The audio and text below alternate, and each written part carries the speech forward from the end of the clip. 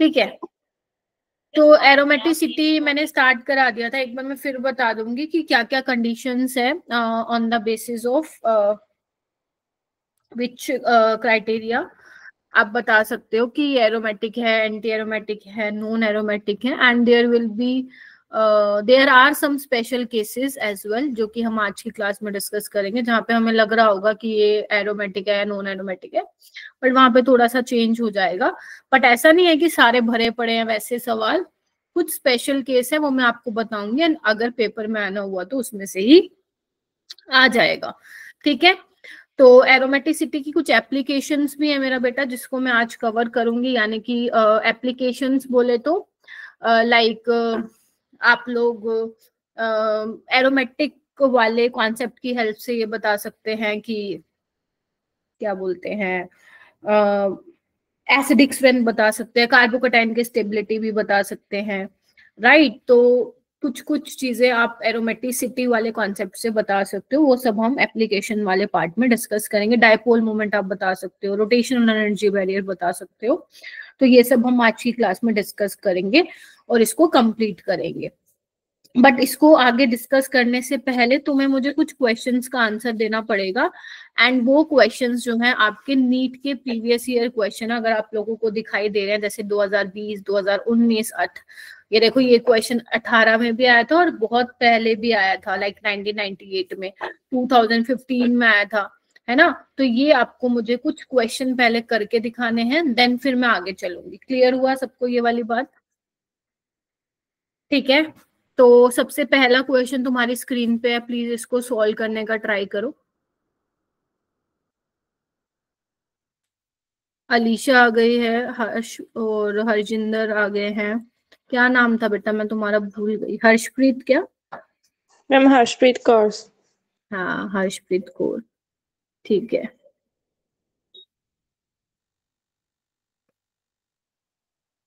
अलीशा नहीं आ रही क्लास में आजकल।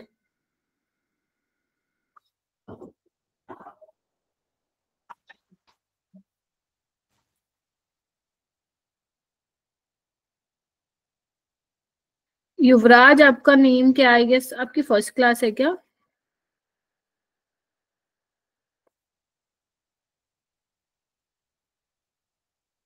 अलीशा अच्छा, निधि, ओके निधि। निधि आप काफी टाइम बाद ज्वाइन किए हो। अलीशा आ गई? आ गई। Yes ma'am. अनीशा कल वाला लेक्चर देख लिया बेटा? मैम नोट्स ही देखे थे, लेक्चर नहीं देख पाई। चलो, सॉरी। नोट्स में से कितना कितना समझ में आया फिर?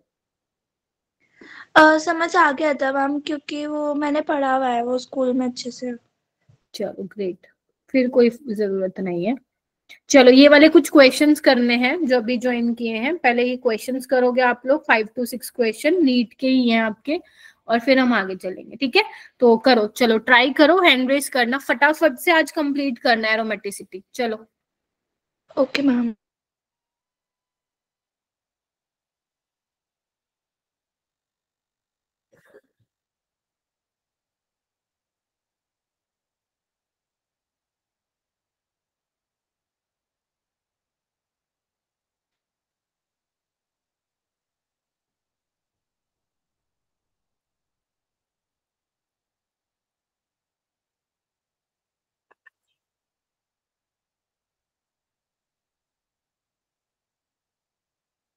कौन बताएगा? आफ्ताब?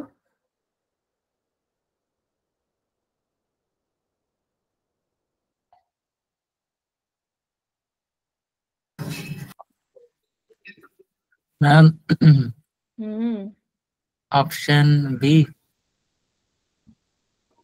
कैसे किया? Resonance effect? कोई और? Saloni? Ma'am hyper conjugation. Hyper conjugation, okay. Apurva, sorry Purva. Hyper conjugation. Anisha? Hyper conjugation ma'am, option D. ठीक है, श्रीपर्णा आप भी बता दो। Ma'am option D. यस बेटा, रेजोनेंस इफेक्ट ना आप तब देखते हैं जहां पे अनसैचुरेशन हो। अब टर्शरी ब्यूटाइल कार्बोकेटाइन क्या होता है आप लोगों को मैंने याद करो बताया था। This is tertiary butyl carbocation. जिस कार्बन पे पॉजिटिव चार्ज है वो कार्बन देखो कितने कार्बन से जुड़ा हुआ है, ठीक है, 3 से जुड़ा हुआ है ना, तो ये टर्शरी वाला है, और 4 कार्बन है तो टर्शरी ब्यूटाइल कार्बोकेटाइन। सेकेंडरी क्या होगा, ये होगा, देखो एक बार, यस मैम। जिस कार्बन पे पॉजिटिव चार्ज है वो आजू बाजू देखो कितने कार्बन से अटैच है, 2, तो ये सेकेंडरी है। तो यहाँ पे बेटा पहली बात तो जो एल्काइल वाले पार्ट होते हैं, एल्काइल वाले ग्रुप होता है, उसका प्लस आई इफेक्ट होता है, पहली चीज तो ये, तो माइनस आई तो गलत है। क्वेश्चन को समझो, minus I effect of CH3 group नहीं हो सकता है, प्लस आई इफेक्ट होना चाहिए था, प्लस आर इफेक्ट। और मैंने आप लोगों को बताया था CH3 का या तो प्लस H होगा या प्लस आई होगा, प्लस आर नहीं होगा, क्योंकि CS कार्बन के पास यहाँ पे लोन पेयर ऑफ इलेक्ट्रॉन कहाँ है, बताओ, है क्या, नहीं है, और माइनस आर भी नहीं हो सकता, तो यानी कि क्या हो जाएगा, हाइपर कंजुगेशन। यानी कि हाइपर कंजुगेशन के बेसिस पे आप बता सकते हो कि टर्शरी ब्यूटाइल कार्बोकेटाइन ज्यादा स्टेबल है। हाँ, you can also explain on the basis of plus I effect, but here is no option of any like inductive effect plus I वाला, ठीक है। अब यहाँ पे कितने वो बनेंगे hyper conjugating structure, how many alpha H, 3, 3, 6 और 9, 9 एच है, और यहाँ पे 5 है। 5 आपको कैसे चेक करना होता है, मैंने कल भी बताया था और कहा भी था, आप लोग रिवाइज करना। जिस कार्बन पे यहाँ पे देखो, क्योंकि मैं कार्बोकेटाइन वाले केस में देख रही हूँ, तो कार्बन, जिस कार्बन पे पॉजिटिव चार्ज है उसके साथ वाला कार्बन आपका अल्फा कार्बन होगा, that should be sp3 hybridized, और उस पे देखो कितने नंबर ऑफ H जुड़े हुए हैं, वो अल्फा H होंगे। तो जितने नंबर ऑफ अल्फा H होते हैं ना, उतने ही क्या होते हैं, हाइपर कंजुगेटिंग स्ट्रक्चर बनते हैं, और इतनी स्टेबिलिटी होती है कंजुगेटेड, ठीक है। तो ये आपको ध्यान रखना है, रट्टा नहीं मारना है। चलो आगे चलते हैं, नेक्स्ट क्वेश्चन करते हैं। इसको मैं थोड़ा सा आप लोगों के लिए ढंग से लिख देती हूँ, क्योंकि मुझे भी अजीब सा ही दिखाई दे रहा है। तो पहला ऑप्शन ये है मेरा बेटा, मैं इसको लिख देती हूँ,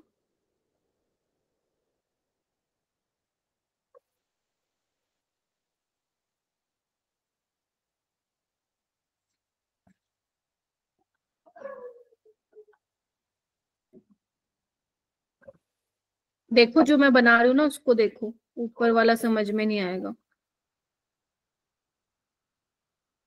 डी ऑप्शन ऊपर लिख रही हूँ बेटा, आपको बताना है इनमें से स्टेबल कार्बोकेटाइन बताना है।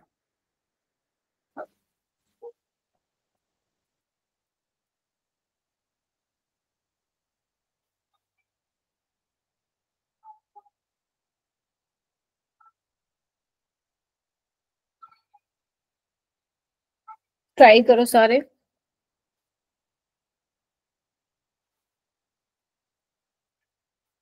वेरी गुड पूर्वा, श्रीपर्णा, ऋषा।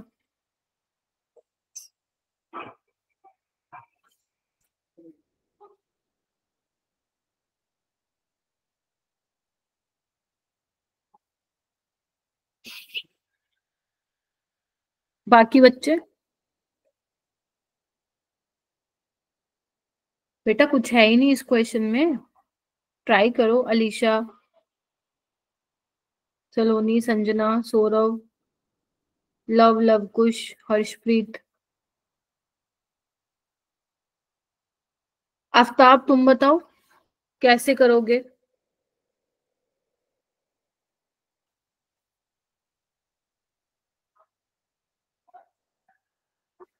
जी देखो, जितनी लेट करोगे ना फिर मैं 10:15 छोड़ूंगी, अब तुम देख लो क्या करना है। आफ्ताब बताओ।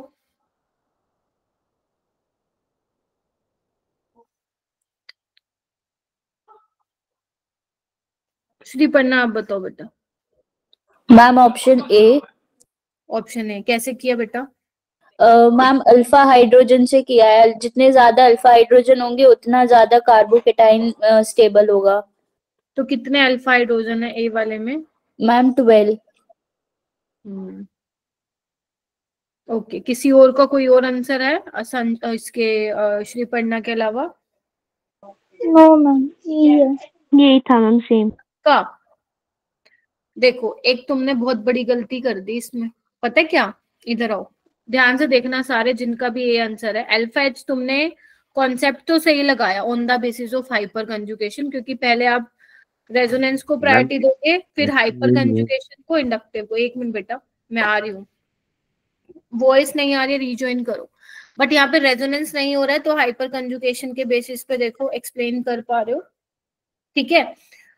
तो हाँ, अभी कुछ बोल रहे थे, लव कुछ बोल रहे थे क्या, बोलो।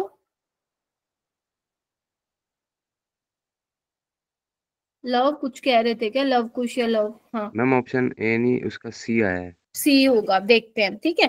देखो हाँ, yes, आपको मुझे ये भी देखना है कार्बन पे, देखो जिस कार्बन पे पॉजिटिव चार्ज है उसके साथ वाला कार्बन अल्फा कार्बन है, साथ वाला कार्बन अल्फा कार्बन है। लेकिन चेक करो अल्फा हाइड्रोजन है कि नहीं है। यहाँ पे 3 अल्फा हाइड्रोजन है और यहाँ पे 0 है। ध्यान से देखोगे सारे बच्चे, इसके इस वाले कार्बन के पास तो है ही नहीं बेटा H, इसको क्यों काउंट कर रहे हो आप लोग? These are not alpha hydrogen. तो यहाँ पे तो सिर्फ 3 अल्फा हाइड्रोजन है। जिसने भी ए सोचा था उनके लिए मैं बोल रही हूँ, गेटिंग माई पॉइंट। और अगर मैं बी वाले ऑप्शन की बात करूं तो हेयर आर 2 और 2 4 अल्फा एच है। और अगर मैं सी की बात करूं 3 और 2 5 और यहाँ पे कितने हैं 2। तो यानी कि सबसे ज्यादा हाइपर कंजुगेटिंग स्ट्रक्चर सी में बनेंगे, तो C will be the correct one, ठीक है। ये तो था क्वेश्चन का आंसर, इस तरीके से दोगे। अगर वो मान लो ऑर्डर भी पूछता है तो ऑर्डर भी तुम बता सकते हो, सबसे पहले सी आ जाएगा, फिर बी आ जाएगा, फिर ए आ जाएगा और लास्ट में डी आ जाएगा, ठीक है। इंडक्टिव इफेक्ट के बेसिस पे करोगे तो गलत हो जाएगा, क्योंकि पहले आपको हाइपर कंजुगेशन ही देखना है इंडक्टिव से पहले, ठीक है। और रेजोनेंस से भी पहले एरोमेटिसिटी वाला फैक्टर आ जाता है, बट यहाँ पे लग नहीं रहा दोनों में से कोई भी।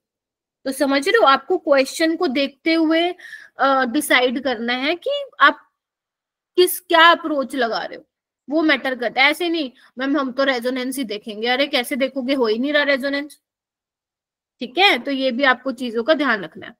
नेक्स्ट क्वेश्चन करते हैं 39, मतलब क्वेश्चन नंबर छोड़ो, ये भी नीट का ही क्वेश्चन है। आपसे पूछा माइनस आई इफेक्ट का ऑर्डर पूछा और इसमें एक से ज्यादा करेक्ट थे क्वेश्चन। बेसिकली पेपर में तो एक ही करेक्ट था, लेकिन मैंने जो पीडीएफ ली है उसमें एक से ज्यादा करेक्ट थे। तो एक बार आप ट्राई करो।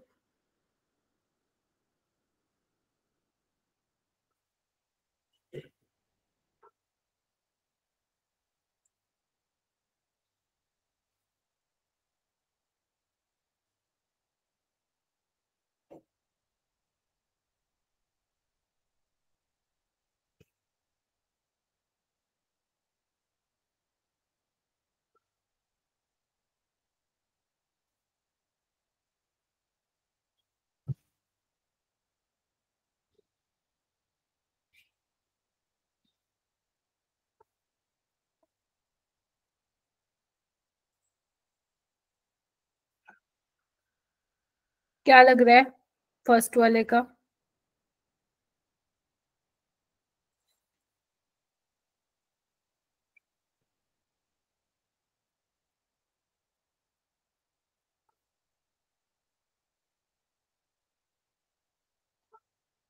सलोनी क्या लग रहा है? Ma'am first. फर्स्ट लग रहा है। अलीशा? मैम ए और बी। ए और बी। देखो फ्लोरीन का तो ज्यादा ही होगा माइनस आई इफेक्ट, फिर ऑक्सीजन वाले की बारी आएगी, फिर नाइट्रोजन की बारी आएगी, ठीक है। तो ये करेक्ट ऑर्डर होना चाहिए। आंसर तो ठीक है ए, लेकिन देखो बी वाला भी ठीक है। फ्लोरीन OR आर आपका एल्काइल ग्रुप है और NR2, तो ये भी करेक्ट ऑर्डर है। तो ए और बी दोनों ही इसके करेक्ट, Yes, ma'am. ठीक है। तो ये ध्यान रखिएगा, सिंपल था ना। चलो 46 पे आओ। अब 46 को देखो क्या है, एक बार क्वेश्चन को समझो। वो कह रहे हैं कि किस वाले, ध्यान से सुनना, बहुत ही प्यारा क्वेश्चन है। In which of the following compound the CCl bond ionization shall give the most stable carbonium ion, यानी कि कार्बोकेटाइन का पूछ रहा है वो। आप लोगों को मैंने 2 चीजें बताई थी, अगर तुम लोगों को याद हो, होमोलिटिक क्लीवेज और हेटेरोलिटिक क्लीवेज बताया था आप लोगों को। Yes Yes, ma'am. Hit homolytic cleavage में तो आप क्या कराते हो, होमोलिटिक फिजन कराते हो, अगर तुम लोगों को याद हो। दोनों को सेम क्या Yes, जाते हैं, इलेक्ट्रॉन मिलते हैं। जैसे ये 2 इलेक्ट्रॉन से मिलके बना, तो एक ए को मिलेगा और एक बी को, रेडिकल्स बनते हैं। और हेटेरोलिटिक में किसकी साइड पे बॉन्ड ब्रेक होगा, जो मोस्ट इलेक्ट्रोनेगेटिव एलिमेंट होगा, getting my point?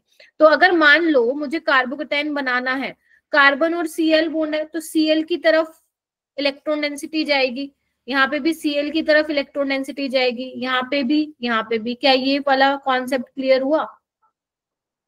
Yes ma'am.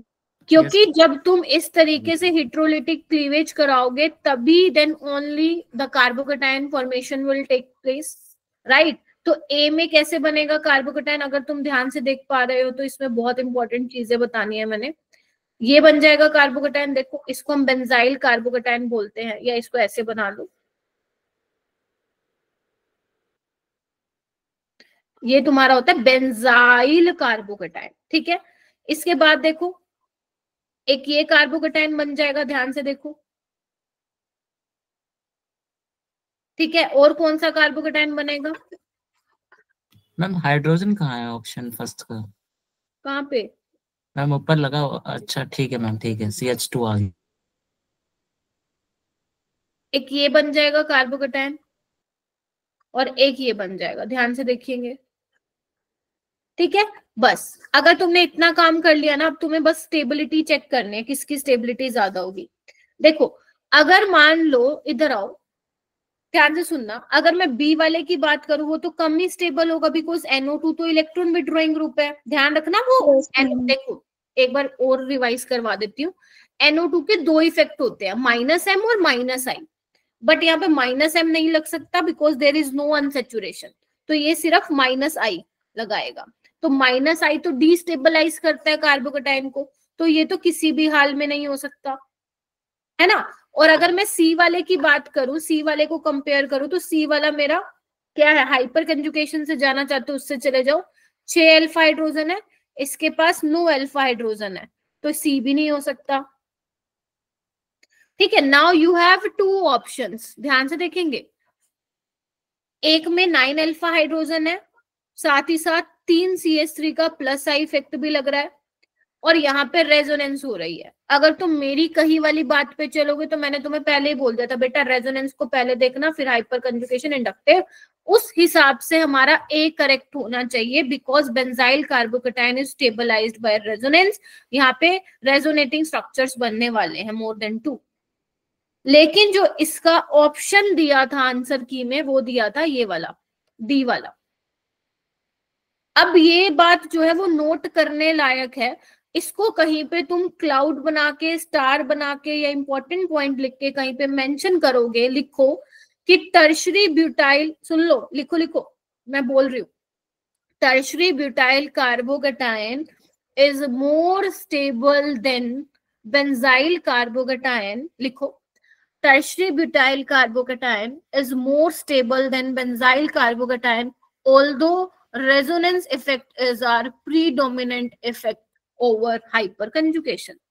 But फिर भी यहाँ पे ये वाला लग रहा है। अब अगर मैं इसकी स्टेबिलिटी की बात करूं तो बहुत ज्यादा ऐसा नहीं है कि लार्ज डिफरेंस होता है दोनों की स्टेबिलिटी में, थोड़ा सा हल्का सा ज्यादा स्टेबल होता है। इसका अगर तुम रीजन जानना चाहोगे तो मैं इसका रीजन ऐसे एक्सप्लेन कर पाऊंगी कि यहाँ पे एक तो 9 अल्फा H है, राइट, 9 अल्फा हाइड्रोजन है, और उसके अलावा 3 CH3 का प्लस आई इफेक्ट लग रहा है, तो ये वाला जो फैक्टर है ना 9 अल्फा H वाला, थोड़ा सा हल्का सा प्रीडोमिनेंट हो जाता है यहाँ पे, तो that is why tertiary butyl carbocation is more stable than benzyl carbocation. Leave हो गया था क्या अरीशा? अच्छा पॉइंट रिपीट करो, लिखो, टर्शरी ब्यूटाइल कार्बोकेटाइन, लिख लो सारे बच्चे, is more stable than benzyl carbocation because of 9 alpha hydrogen और plus I effect of 3 methyl group in in tertiary butyl carbocation, ठीक है? इसको लिख लो,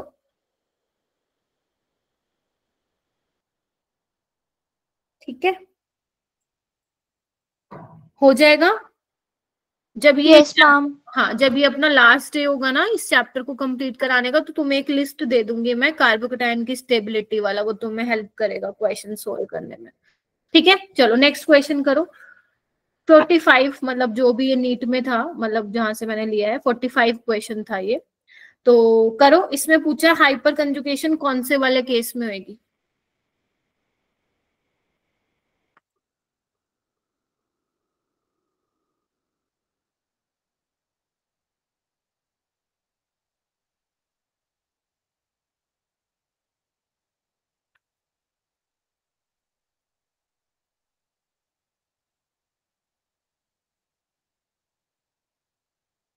बस इसके बाद तो ज्यादा नहीं रह गए तुम्हारे टॉपिक। एक इलेक्ट्रोफाइल न्यूक्लियोफाइल बताना है, ऑर्थो इफेक्ट बताना है, कम ही रह गए बस, ऑलमोस्ट खत्म हो जाएगा ये चैप्टर फिर।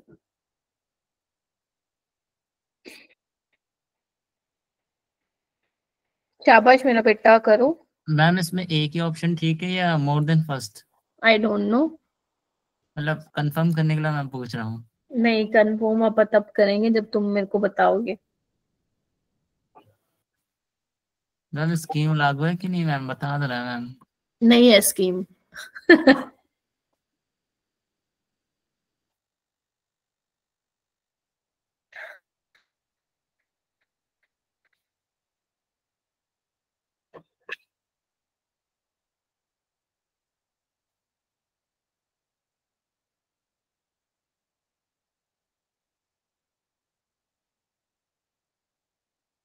करो करो, हैंड रेज करो।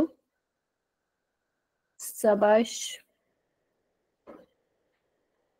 इसमें भी बिल्कुल जैसे तुम कार्बोकेटाइन में देखते हो ना हाइपर कंजुगेशन, सेम यहाँ पे भी यही देखना है। तो क्या लग रहा है सभी बच्चों को? मैम ऑप्शन सी या बी। तो ऑप्शन सी।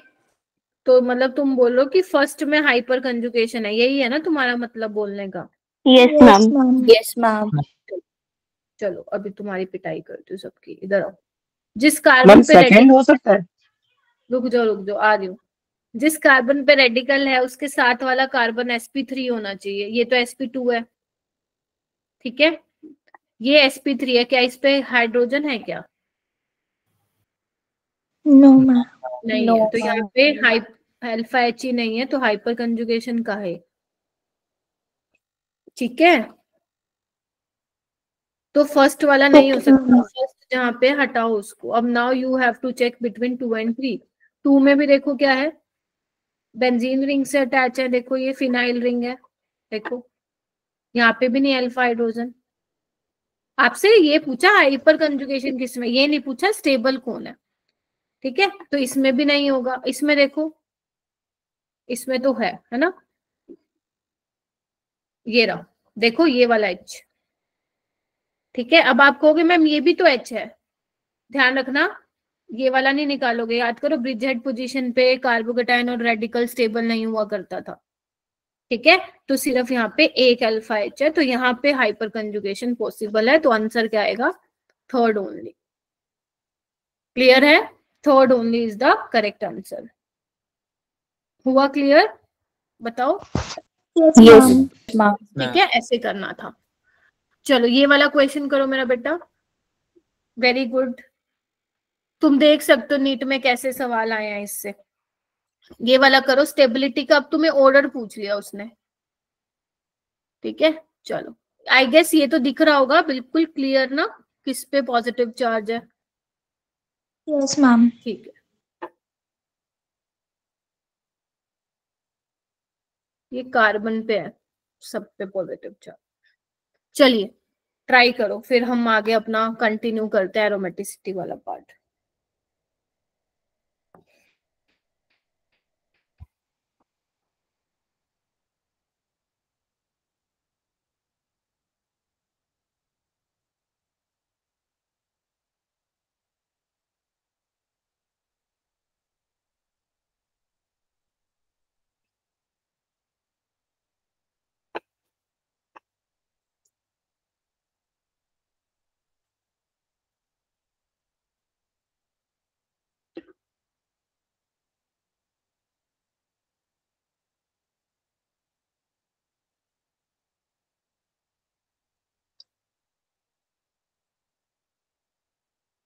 करो बेटा, सिर्फ 6 स्टूडेंट हैंड रेज कर रहे हैं पूरी क्लास में, ऐसे थोड़ी ना काम चलेगा।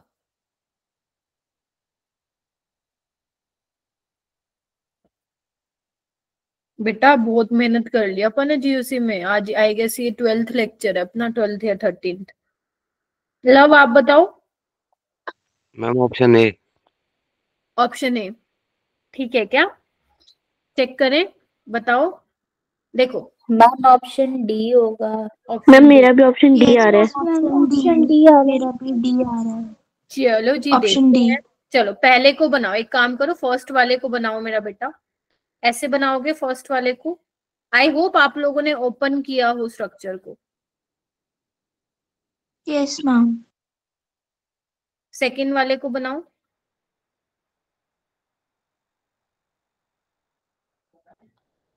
अब देखो ना, फर्स्ट वाला ज्यादा स्टेबल है सेकंड वाला? मुझे तो सेकंड वाला अच्छा सेकंड लग वाला रहा ज्यादा स्टेबल है मैम। मैम सेकंड वाला। है ना, क्योंकि सेकंड वाले में 9 अल्फा एच है भाई। ठीक है, सेकंड वाला ज्यादा होगा। और यहाँ पे कितने हैं अल्फा एच? 2 7 है मैम। और 3। क्या है? नहीं नहीं मैम 3 है। नहीं, तुम बोलो कितने हैं। वो मैम 3 है। ठीक है, थर्ड वाले में चेक करो। इसलिए कह रही थी ओपन करके लिखो मेरा बेटा। यहाँ पे देखो कितने हैं, 6। देख रहे हो? Yes ma'am. मैंने ठीक बनाया ना? यस ठीक बनाया।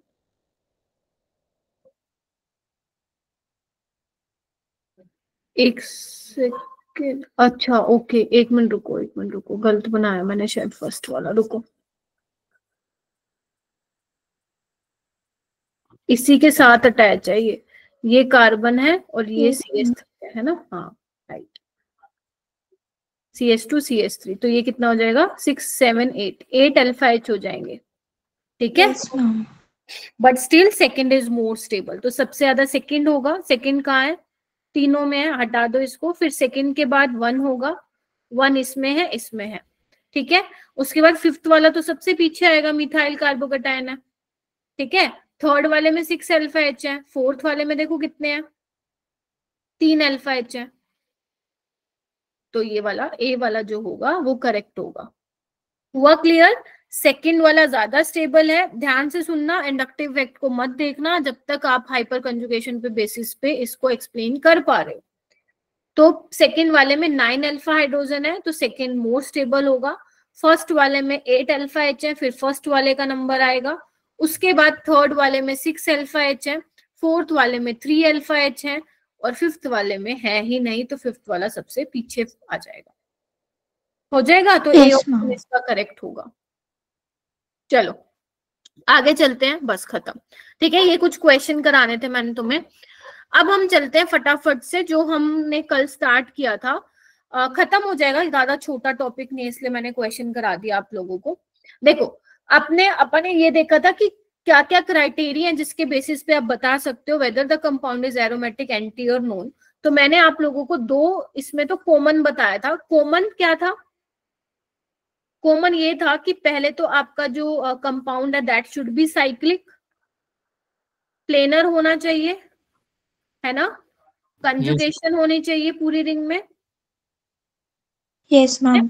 उसके अलावा अगर मैं थोड़ा बुकिश लैंग्वेज की तरफ जाऊं तो वो कह रहा था एरोमेटिसिटी में हक्कल रूल फॉलो होना चाहिए, 4n+2 पाई इलेक्ट्रॉन, इसमें 4n इलेक्ट्रॉन्स होना चाहिए। 4n 0 1 2 3 हो सकता है इसमें, और इसमें n जो है 1 2 3 हो सकता है। लेकिन मैंने आपको ये ट्रिक बताई थी, आप ट्रिक ये याद रखेंगे कि अगर आपकी मान लो ये तीनों कंडीशन फुलफिल हो रही हैं, उसके अलावा आपको चेक करनी है 2 बातें।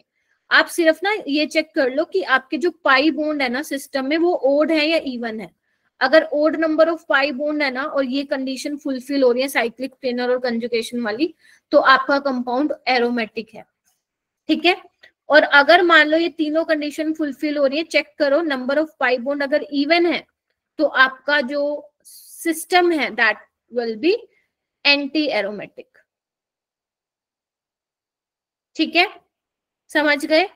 और मैंने एक पॉइंट और Yes, भी बोला था, अगर तुम्हें याद हो तो, नेगेटिव चार्ज को आपको क्या कंसिडर करना है, 2 इलेक्ट्रॉन बोले तो एक पाई बॉन्ड कंसिडर करना है।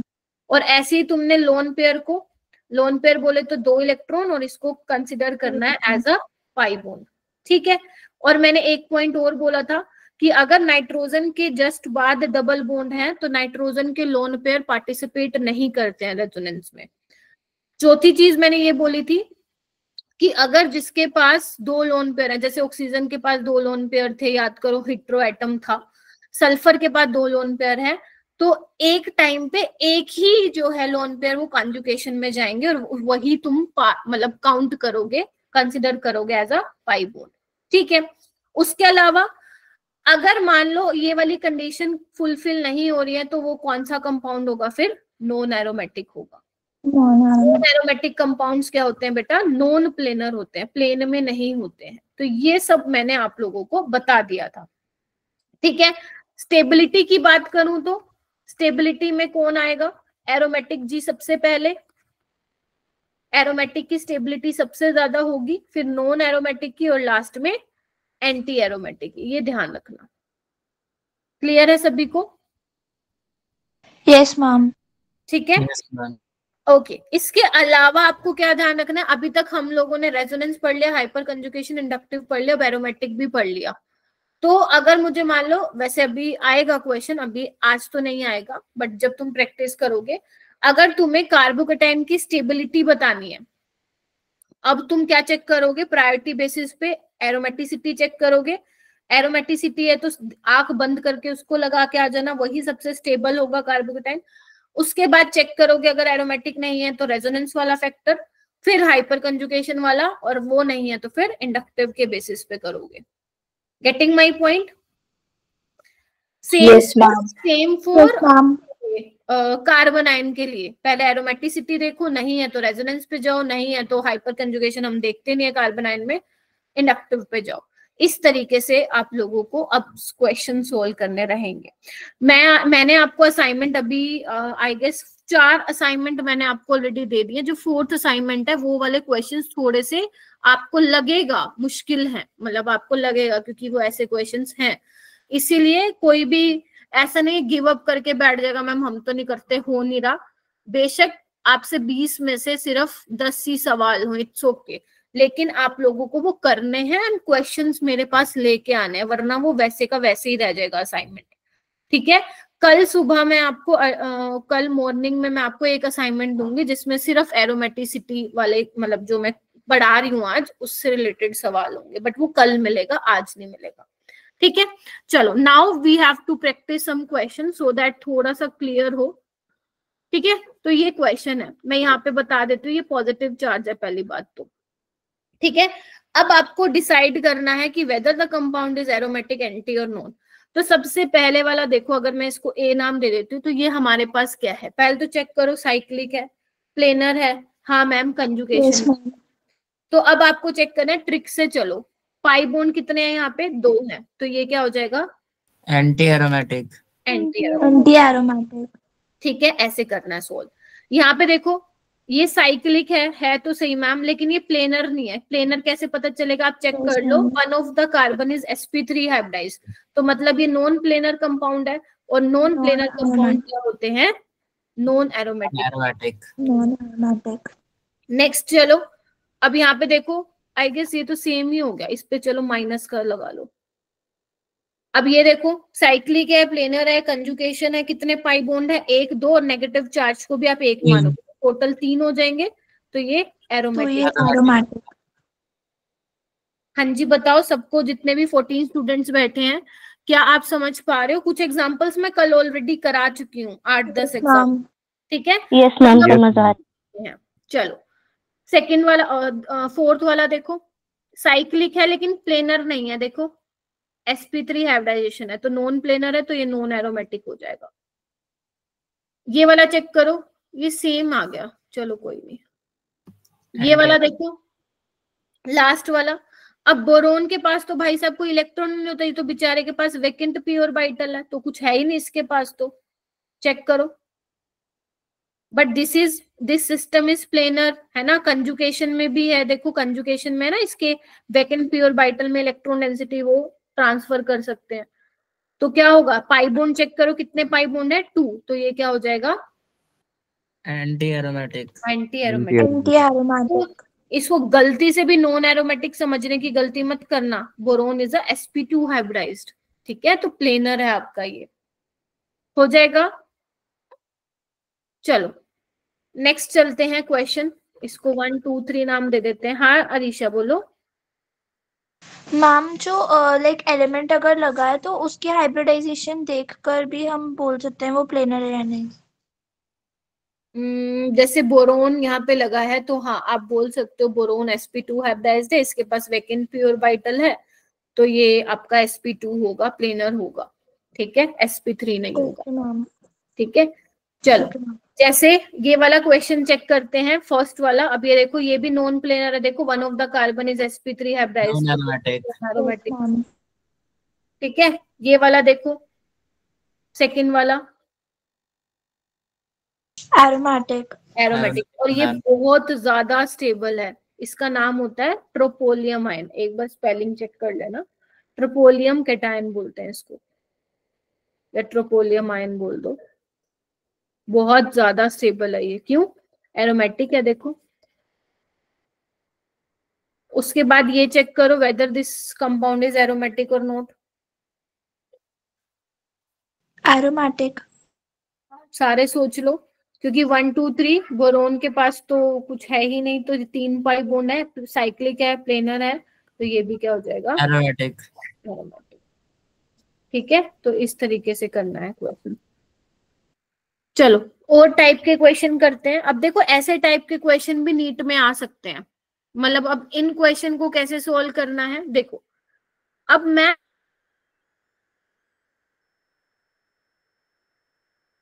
देखो कुछ नहीं करना है, बस आप मुझे ये बताओ, अगर मेरे पास CO है तो ऑक्सीजन हमें पता है इलेक्ट्रोनेगेटिव है, तो ये इलेक्ट्रॉन डेंसिटी ऑक्सीजन की तरफ शिफ्ट होने वाली है, यस और नो, ठीक है। यस अब मैम। में तुम क्या करोगे, इलेक्ट्रॉन डेंसिटी ऑक्सीजन की तरह शिफ्ट कराओगे, देखो ध्यान से, सब में करा रहे हो तुम, देखो यहाँ पे तो है ही नहीं, ठीक है। तो अगर तुमने ऑक्सीजन की तरफ शिफ्ट करा दिया तो ये क्या ऐसे बन जाएगा क्या, ध्यान से देखना,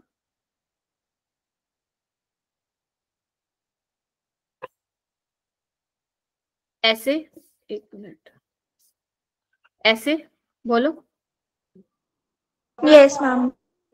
और Yes, ये ma'am. कैसे बन जाएगा, बी वाला ऐसे बन जाएगा, ये वाला ऐसे बन जाएगा, बोलो, यस मैम। ये वाला Yes, ऐसे ma'am. बन जाएगा। तुम अपनी नोटबुक में अलग से बनाना, बस अब तुम्हें दिख रहा है कि कौन एरोमेटिक है कौन एंटी एरोमेटिक है, सब दिख रहा है यहाँ पे तुम्हें। देखो स्टार्ट करते हैं फर्स्ट वाले से मेरा बेटा, देखो यहाँ पे देखो क्या हो रखा है, यहाँ पे एक पाई बॉन्ड है, प्लेनर है, इसको देखो ये वाले साइक्लिक सिस्टम को, O नेगेटिव तो भूल जाओ, वो सब में कॉमन है, ठीक है। तो ये एरोमेटिक होगा अपना, देखो एक ही पाई बॉन्ड है, प्लेनर है, कंजुगेशन में है। ये वाला देखो, तुम बताओ बी वाला क्या होगा, aromatic, non aromatic, anti aromatic, anti aromatic. Anti aromatic. सारे सोच लो, एंटी होगा, क्यों, प्लेनर है, साइक्लिक है, कंजुगेशन में है, तो पाई बॉन्ड चेक करो, even number of pi bond है तो एंटी एरोमेटिक। Anti aromatic. ये चेक करो, साइक्लिक है, प्लेनर है, कंजुगेशन है, तो हाउ मेनी पाई बॉन्ड, 3, तो ये क्या हो जाएगा, एरोमेटिक। एरोमेटिक। ठीक है। अब यहाँ पे देखो, एक यहाँ पे बच्चे बहुत बड़ी गलती करते हैं, आप जरूर देख लेना कहीं कोई हिट्रो एटम तो नहीं है। यहाँ पे देखो ऑक्सीजन के 2 लोन पेयर है, तो आप एक ही लोन पेयर को काउंट करोगे क्योंकि वही कंजुगेशन में जा रहा है। तो साइक्लिक है, प्लेनर है, कंजुगेशन में, तो हाउ मेनी पाई बॉन्ड, 1 2, और एक इसके नाम का 3, तो ये भी क्या हो जाएगा, एरोमेटिक। एरोमेटिक। और यहाँ पे देखो ये तो नॉन प्लेनर हो गया, नॉन नॉन एरोमेटिक। एरोमेटिक। ऐसे सोचना है तुम्हें बस, ठीक है, सिंपल है। चलो तो हम बात करते हैं स्पेशल केसेस की। अब स्पेशल केसेस बोले तो आओ, स्पेशल केस 1। अब स्पेशल केस जो मैं लिखवा रही हूँ ना, आप लोग अपनी नोटबुक में लिखेंगे, और यही क्वेश्चंस जो हैं तुम्हारे अगर नीट में आने हुए तो डायरेक्ट आएंगे, इसके अलावा कुछ नहीं पूछेगा वो, देखो पहला केस है हमारा ये, इसको हम बोलते हैं 8 एनुलीन सिस्टम बोलते हैं। मैम ये क्या बोल दिया आपने, अभी बताती हूँ। 8 एनुलीन का मतलब क्या हुआ, 8 क्या इंडिकेट कर रहा है मेरा बेटा, यहाँ पे देखो 8 पाई इलेक्ट्रॉन्स है ना, तो वो इंडिकेट कर रहा है। ठीक है, 8 क्या इंडिकेट कर रहा है, 8 पाई इलेक्ट्रॉन्स है, देख रहे हो ना, 4 पाई बॉन्ड है तो 8 पाई इलेक्ट्रॉन्स हो गए। ठीक है, ऐसे ये क्या इंडिकेट कर रहा है, 10 एनुलीन इंडिकेट कर रहा है। 10 का मतलब क्या हुआ, 5 पाई बॉन्ड है तो 10 पाई इलेक्ट्रॉन्स है। ठीक है, देखो अगर तुम थोड़ा सा ध्यान से देखो, जितना मैंने तुम्हें पढ़ाया है उसके हिसाब से तुम बोलोगे मैम साइक्लिक है, प्लेनर है, देखो कंजुगेशन भी है और even number of pi bond है, तो ये एंटी एरोमेटिक होगा, है ना, तुम ऐसे बोलोगे मेरे को। लेकिन ये लिख के ना यहाँ पे काटा लगा लेना कि एंटी एरोमेटिक नहीं होता है, ये नॉन एरोमेटिक होता है। मैम ऐसा क्यों, क्योंकि एक्चुअल में बेटा जैसे तुम्हें दिख रहा है ना, ये इस तरीके से होता नहीं है। इसका जो स्ट्रक्चर होता है वो टब लाइक स्ट्रक्चर होता है, ऐसा। टब देखा होगा तुमने, जकूजी, मैम अंदर की तरफ से ऐसे ऐसे ही होता है ना हमारा। तो ये आप देख रहे हो, ये सिस्टम प्लेनर तो है ही नहीं, प्लेन में तो है ही नहीं, नॉन प्लेनर है, टब लाइक शेप होती है इसकी। अभी मैं तुम्हें दिखाती हूँ, नेक्स्ट स्लाइड पे मैंने डाला हुआ है शेप, देखो इस तरीके से होता है, ये देखो दिख रहा है। Yes ma'am. ठीक है, तो ये टब लाइक शेप होती है, इसीलिए ये दिखने में तो आपको एंटी एरोमेटिक लग रहा है, बट ये क्या होता है, नॉन प्लेनर होता है, तो ये नॉन एरोमेटिक होगा। और ये क्वेश्चन बहुत बहुत पॉपुलर है एंट्रेंस एग्जाम में, मतलब इतनी बार पूछा जाता है ना पेपर में, हद ही नहीं है, कोई काउंटिंग ही नहीं है कितनी बार पूछ लिया जेईई नीट में। इवन कोई भी तुम आफ्टर 12th एंट्रेंस देते हो ना, ये वाला क्वेश्चन तो भाई साहब एक अलग लेवल का ही हो जाता है पॉपुलर। वो हर क्वेश्चन में घुसाएंगे, तुम्हें देंगे 5-6 कंपाउंड्स देंगे और पूछेंगे बताओ भाई कौन सा एंटी एरोमेटिक है, कौन सा एरोमेटिक है। हाँ पूर्वा। मैम लाइक वो इसके स्ट्रक्चर की जगह डायरेक्ट इसका नेम भी दे सकते हैं? नहीं, नेम नहीं देंगे, अगर नेम देंगे तो लिख लो cyclooctatetraene. Let me check with the spelling. 8 carbon है ना, एक बार मैं स्पेलिंग देख लूं, गलत नहीं होनी चाहिए।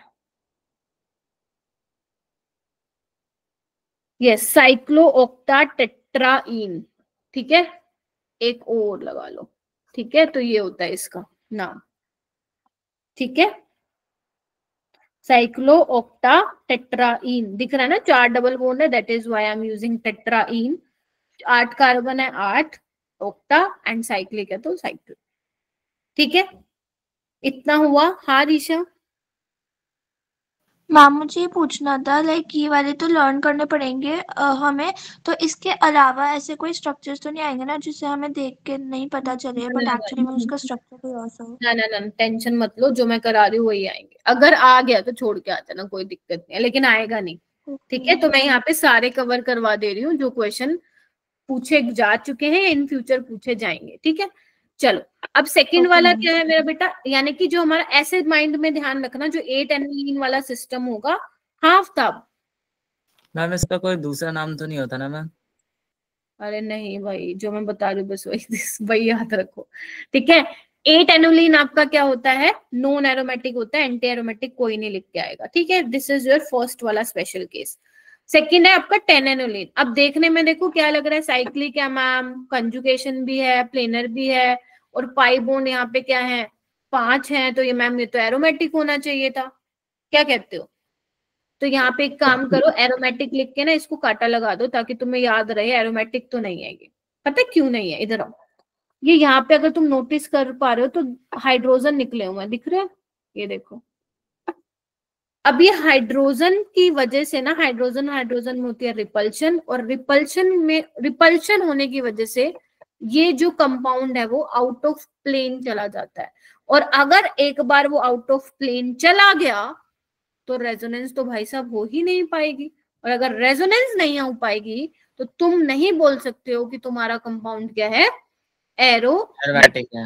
तो ये नॉन एरोमेटिक होगा। रीजन क्या लिखोगे यहाँ पे? Due to repulsion between two hydrogen and because of the repulsion between two hydrogen the ring goes out of plane, और अगर आउट ऑफ प्लेन चली गई तो तुम्हारा कंपाउंड होगा नॉन प्लेनर, और अगर नॉन प्लेनर हो गया तो तुम्हारा स्पीसीज हो जाएगी नॉन एरोमेटिक। ये भी बहुत इंपॉर्टेंट है। लेकिन मैं इसको नॉन एरोमेटिक को एरोमेटिक भी बना सकती हूँ। समझ रहे हो क्या बोल गई मैं कह रही हूं मैं इस नॉन एरोमेटिक को एरोमेटिक भी बना सकती हूँ। तुम खुद सोचो, जो रोला डाल रहा है, रोला कौन डाल रहा है एरोमेटिसिटी में? ये दो हाइड्रोजन। अगर मैं इन हाइड्रोजन को इनको ही पकड़ के ऊपर की तरफ कहीं लगा दूं लाइक दिस, देखना एक बार ध्यान से देखना, तुम्हारे लिए नई चीज है थोड़ी सी, बट इट्स ओके, आ जाएगा समझ में। ये देखो, बोलो, पकड़ के ऊपर लगा दिया तो बस हमारा जो पंगा क्रिएट कर रहे थे वो तो खत्म हो गया। तो now this species is aromatic, क्योंकि जो रिपल्शन कर रहा था मैंने तो पकड़ के ऊपर खींच दिया उसको। ठीक है, नाउ दिस इज एरोमेटिक। तो देख लेना पेपर में ये लिखा हुआ है, ये लिखा हुआ है। क्लियर है सबको? देखो, यस मैम। तो यस, ये दो एग्जाम्पल हैं, बहुत पॉपुलर है तुम्हारे एंट्रेंसेस में। कहीं भी कोई भी एंट्रेंस तुम देते हो आफ्टर 12th, ये क्वेश्चन बहुत ज्यादा ही पूछे जाते हैं। ठीक है, ये तुम्हारे रेफरेंस के लिए है बस। नेक्स्ट आता है स्पेशल केस 2। ठीक है, स्पेशल केस 2 में क्या है? देखो ये वाला, देखो साइक्लो, ये क्या लिखा हुआ है? डोडेकाहेक्सेन। यहाँ पे देखो ये 12 एनुलीन सिस्टम है। वाई 12 एनुलीन देख लो कितने पाई इलेक्ट्रॉन्स है? 3, ये 6 पाई बॉन्ड है, तो 12 पाई इलेक्ट्रॉन्स होंगे। क्लियर है? तो उसके हिसाब से तो हमारे पास ये क्या होना चाहिए बताओ? Even number of pi bond है ना, तो ये तो मैम एंटी एरोमेटिक होना चाहिए। लेकिन एक्चुअल में ये एंटी एरोमेटिक नहीं होता, क्योंकि जो ये H है ना निकलते हुए, दिख रहे हो, इनमें होता है रिपल्शन, तो जिसकी वजह से ये क्या होता है मेरा बेटा? Non aromatic. ये भी केस आपको क्या करना है? ध्यान में रखना है। ठीक है, और यहाँ पे तुम एक पॉइंट लिख सकते हो, लिखो एक बार, मैं बता देती हूँ। लिखो सारे बच्चे, 12 एनुलीन में लिखो हायर मेंबर्ड मोनोसाइक्लिक एनुलीन। लिखो हायर मेंबर्ड, मेरे पास स्पेस नहीं है यहाँ, तुम लिखो higher membered monocyclic annulene not exist in anti-aromatic form, not exist in anti-aromatic form, and they become non-planar, and they become non-planar to gain stability. अब दोबारा मत बोलना बोलने के लिए। To gain stability by, they becomes non-planar to gain stability by forming non aromatic compound, क्योंकि anti aromatic से stable non aromatic होता है। ठीक है, तो हायर मेंबर रिंग जो है एंटी एरोमेटिक वाले में नहीं एग्जिस्ट करते हैं, तो वो नॉन एरोमेटिक में करते हैं, और वो इस तरीके से एग्जिस्ट करें। देख रहे हो, हाइड्रोजन में रिपल्शन होगा तो वो नॉन प्लेनर हो जाएगा। ठीक है, उसके अलावा 14 एनोलीन में देखो, इसमें नहीं है, इसमें रिपल्शन वाला फैक्टर नहीं है। जैसे जैसे रिंग बड़ी होती जाएगी तो यहाँ पे नहीं होगा रिपल्शन वाला फैक्टर, फ्लेक्सिबिलिटी आ जाती है जब नंबर ऑफ कार्बन बढ़ जाते हैं। तो 1 2 3 4 5 कितने हैं? 1 2 3 4 5 6 7, ये एरोमेटिक ही होगा, नो एक्सेप्शन। ठीक है, और यहाँ पे देखो 1 2 3 4 5 6 7 8 9, ये भी एरोमेटिक है, no exception. Yes, known aromatic. नहीं. Aromatic is always more stable than beta non-aromatic and anti-aromatic. पहले aromatic, फिर non-aromatic, लास्ट में anti-aromatic. Anti-aromatic least stable compound होते हैं। Even वो तो रूम टेम्परेचर पे भी एग्जिस्ट नहीं करते। अरीशा, हाँ बोलो। तो मैम मुझे एक चीज पूछनी थी, अभी आपने कहा था कि ये गेन करता है stability by forming non aromatic, तो ये कैसे, मतलब? क्योंकि वो एंटी एरोमेटिक से बेटा, एंटी एरोमेटिक सबसे लीस्ट स्टेबल होता है। ठीक है, उसके बाद उससे ज्यादा स्टेबल होता है नॉन एरोमेटिक, और सबसे ज्यादा स्टेबल होता है एरोमेटिक। बट ये एरोमेटिक में तो जा ही नहीं पाएगा ना, क्योंकि नंबर ऑफ पाई बॉन्ड देखो ना यहाँ पे कितने हैं, 1 2 3 4 5 6, even number of pi bond है। ये अक्कल रूल को ही फॉलो नहीं कर रहा, तो यू कांट से कि एरोमेटिक, आप बता ही नहीं सकते हो। तो ये एंटी एरोमेटिक से नॉन एरोमेटिक में जा रहा है, ताकि कुछ हद तक स्टेबिलिटी ये गेन कर पाए। ठीक है, ओके मैम। ओके, क्लियर हो गया? क्योंकि अगर तुम इसको Yes, एरोमेटिक ma'am. की तरह से देखोगी ना, तो वो तो हक्कल रूल ही फॉलो नहीं कर रहा है। अब नहीं कर रहा है तो फिर आप बोल नहीं सकते हो एरोमेटिक। ठीक है, तो ये आपको ध्यान रखना है बस, ये 3 एग्जाम्पल और ये 2 स्पेशल केस में। बाकी तो जो मैंने नॉर्मल चीजें बताई हैं आप लोगों को, कंडीशंस बताई हैं, उसी के बेसिस पे तुम्हारे 99% सवाल हो जाएंगे। ठीक है, अब यहाँ पे देखो, एक बार ये भी चेक कर लेते हैं। ये वाला कंपाउंड तो एरोमेटिक है, इसमें तो कुछ देखने की भी जरूरत नहीं है। देखो रेजोनेंस चल रही है, देखो प्लेनर है, कंजुगेशन में है। यहाँ पे देखो ये भी कंजुगेशन में है, देख रहे हो सारे बच्चे? Yes yes ma'am. ये भी एरोमेटिक है, एंथ्रासीन है, ये ऊपर वाला नेप्थलीन है। ये फेनेंथ्रीन, ये देखो ये भी कंजुगेशन में प्लेनर है, साइक्लिक है, एरोमेटिक।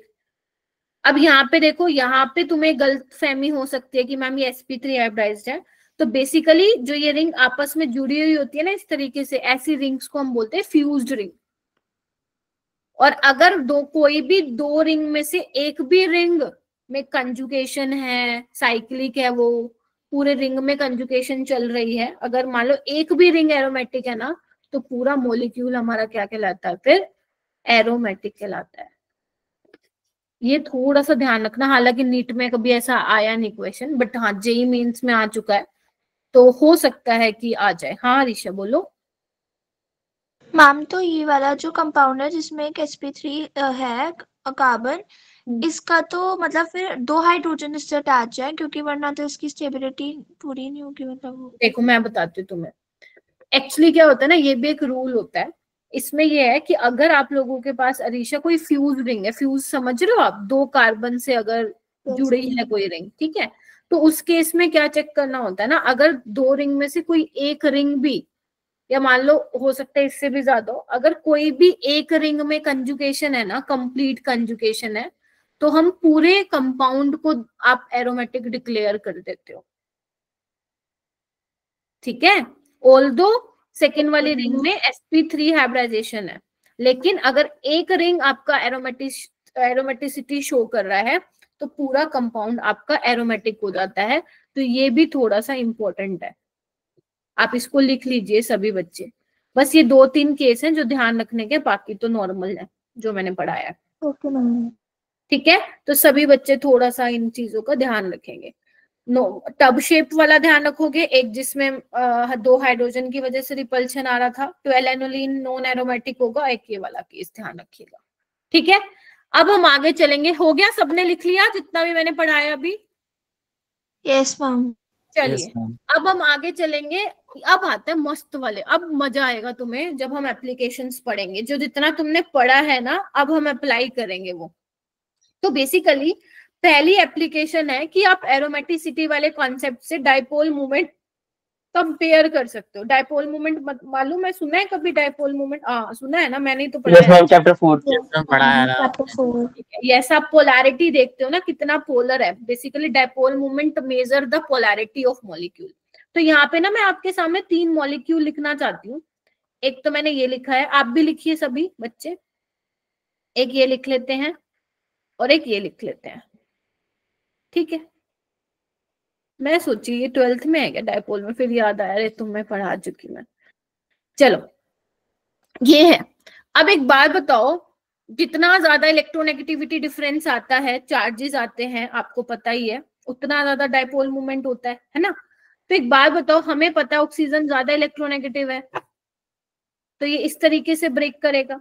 तो जब ये इस तरीके से ब्रेक करेगा तो इस फॉर्म में आएगा ये मेरा बेटा। ध्यान से देखेंगे सारे बच्चे, बी वाला इस केस में इस वाली फॉर्म में आ जाएगा, है ना, अगर तुम इस तरीके से दिखाना चाहते हो तो, है ना। 4 member ring, yes ma'am. 5 member ring है ऐसे। ठीक है, अब तुम ध्यान से देखो, जो ये मैंने नीचे बनाया है आफ्टर द ये चार्जेस मैंने जो दिखाए हैं, सबसे ज्यादा तुम्हारे पास कौन सा स्टेबल है? तो मुझे तो साफ दिख रहा है कि जो मेरा बी वाला है वो एरोमेटिक बन रहा है और जो मेरा सी वाला है वो एंटी एरोमेटिक बन रहा है। अभी सिखाया भी था मैंने ये। और ये तो कुछ भी, ये क्या है, नॉन एरोमेटिक हो जाएगा ये, फिर बोलो। Yes ma'am. तो अगर मुझे स्टेबिलिटी बतानी हो तो मैं बोल सकती हूँ क्या, सी वाला, बी वाला, फिर ए वाला और सी वाला, बोलो। Yes ma'am. Yes ma'am. तो यानी कि तुमने क्या पता लगा लिया? तुमने कंपेयर कर लिया भाई, डायपोल मोमेंट तुमने कंपेयर कर लिया। क्या मैं लिख सकती हूँ? ध्यान से देखो, stability of carbocation is directly proportional to dipole moment. बोलो, सोच के यस बताओ। मैम। सारे बच्चे सोचो। मुझे मालूम पड़ गया कि मेरा बी वाला कार्बोकैटायन बहुत ज्यादा स्टेबल हो रहा है, क्योंकि जब ये ऑक्सीजन इलेक्ट्रॉन डेंसिटी अपनी तरफ शिफ्ट कर रहा है तो मेरा एरोमेटिक कंपाउंड बन रहा है, तो that will be more stable. ये एंटी एरोमेटिक बन रहा है, एंटी एरोमेटिक को तो भाई देखते ही पीछे फेंक दो, उससे तो तुम्हें दुश्मनी निभानी है बढ़िया वाली। और नॉन एरोमेटिक इनके कहीं बीच में आ जाएगा। तो यही तो ऑर्डर होगा ना डायपोल मोमेंट का, यानी कि जो बी वाला कंपाउंड है वो जल्दी से अपने ऊपर चार्ज लेना चाहेगा, बिकॉज जैसे ही चार्ज सेपरेशन आ रहा है तो मेरा एरोमेटिक कंपाउंड की फॉर्मेशन हो रही है, तो बी इज मोर स्टेबल। तो यानी कि स्टेबिलिटी ऑफ कार्बोकैटायन के बेसिस पे तुम डायपोल मोमेंट बता सकते हो। जो कार्बोकैटायन ज्यादा स्टेबल होगा उसका डायपोल मोमेंट ज्यादा होगा। तो this is your first application of aromaticity. हुआ क्लियर? देखो एक बार सारे बच्चे, कोई डाउट है तो रोक दो। आई होप हो गया हो, ज्यादा मुश्किल तो नहीं है। हाँ अरीशा। मैम जो स्टेबल मतलब जैसे हमने stability of aromatic, anti aromatic और नॉन एरोमेटिक करा, उसी हिसाब से हम स्टेबिलिटी ऑफ कार्बोकैटायन को भी उसी में मैनेज कर रहे हैं। यस, क्योंकि कार्बन पे अगर तुम ध्यान से देखोगी तो कार्बोकैटायन ही बन गए ना, क्योंकि कार्बन पे पॉजिटिव चार्ज है। Yes ma'am. तो कार्बन पे पॉजिटिव Yes. चार्ज देखो कहाँ ज्यादा स्टेबल है, बी वाले में, क्योंकि जहां पे वो कार्बन पे पॉजिटिव चार्ज आया है ना, वो स्पीसीज मेरी एरोमेटिक बन रही है रीशा। ठीक है, Yes, तो ma'am. इसके बेसिस पे एक्सप्लेन किया अपन ने। सेकंड आते हैं, सेकंड है कि तुम एरोमेटिसिटी वाले कॉन्सेप्ट के हेल्प से तुम एसिडिक स्ट्रेंथ भी मेजर कर सकते हो। सारे बच्चे याद है एसिडिक स्ट्रेंथ? थोड़ा बहुत आ रहा है, दिमाग चल रहा है?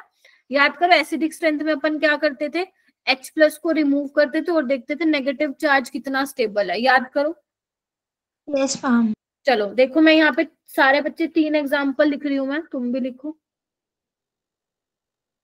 वैसे तो और भी एग्जामिनर दे सकता है, बट अभी मैं कंसेप्ट समझा रही हूँ, तो जो मेरे जहन में जो मैंने एग्जाम्पल लिखे हुए हैं वो मैं लिख रही हूँ। तो A B C, ठीक है। हाइड्रोजन तुम लोग कहाँ से निकालोगे? यहीं से निकालोगे। देखो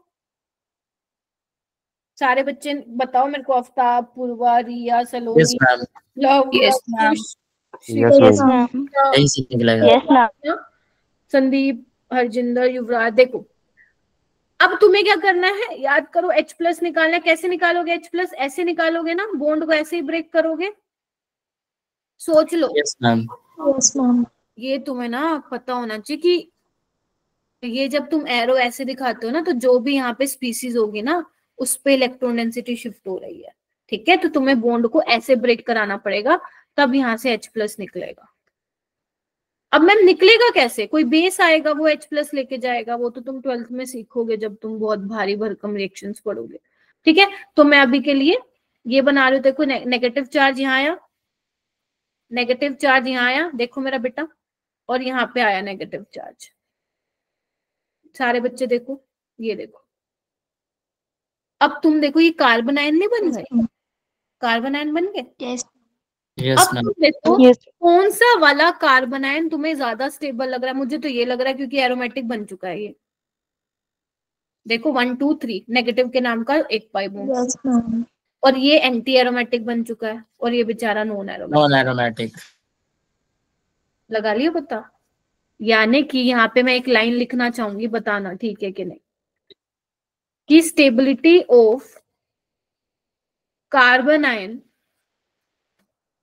is directly proportional to acidic strength. Ma'am ये तो आपने पहले बताया है, तो वही तो पढ़ा रही हूँ, और क्या पढ़ा रही हूँ, बस एरोमेटिसिटी वाला फंडा आ गया बीच में। हाँ श्रीपन्ना, नहीं मैम वो पहले का ही है। ठीक है, देख रहे हो अब क्या मैं बोल सकती हूँ, stability of carbanion is directly proportional to acidic strength.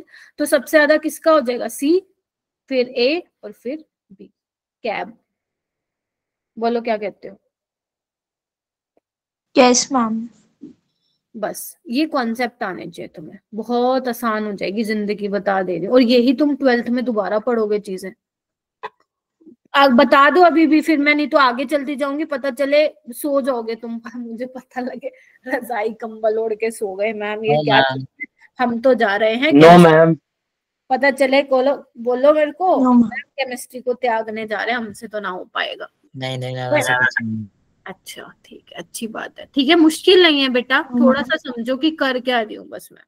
ठीक है, नेक्स्ट है, नेक्स्ट एप्लीकेशन है, आप AgNO3 के टूवर्ड्स रिएक्टिविटी भी बता सकते हो। ये हो सकता है तुम लोगों के लिए थोड़ा नया हो, मैं थोड़ा समझाना चाहूंगी तुम लोगों को। बेटा तुमने ना सुना होगा, अगर लैब में एक्सपेरिमेंट वगैरह किए हैं, करे हैं क्या तुमने, रेडिकल्स, अनायनिक रेडिकल और बेसिक रेडिकल, ये किया है क्या? Yes ma'am. नहीं मैम सुना है सर। No ma'am. अच्छा फिर 12th में होगा, चलो कोई नहीं।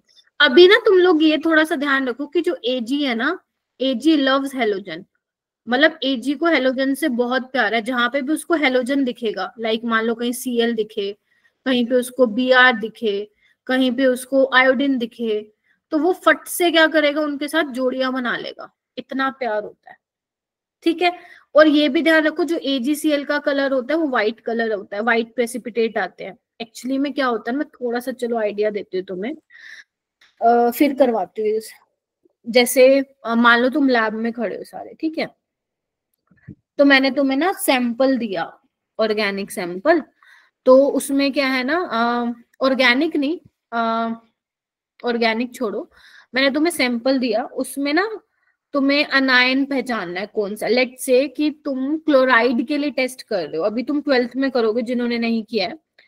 मान लो मैं तुम्हें बोल रही हूँ बेटा, तुम्हारे सैंपल में ना कोई भी हेलोजन प्रेजेंट हो सकता है, क्लोरीन, ब्रोमीन, आयोडीन, जाओ जाके ना टेस्ट करके आओ। समझ रहे हो आप मेरी बात? तो तुम क्या करोगे ना, वो टेस्ट परफॉर्म करने के लिए, पता लगाने के लिए कि कौन सा हेलोजन है, उसके लिए तुम टेस्ट परफॉर्म करोगे।